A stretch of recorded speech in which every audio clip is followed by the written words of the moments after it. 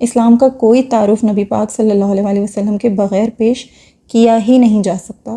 اسلام کے ساتھ پیغمبر اسلام، اسلام کے ساتھ رسول اسلام، اس کے بغیر اسلام کا کوئی تعارف ہے ہی نہیں۔ ہم بات ہی کیا کریں گے اس کے بغیر؟ اس لیے ہمیں گہرے مطالعے کی ضرورت ہے۔ ہم سرسری مطالعے سے کام نہیں چلا سکتے۔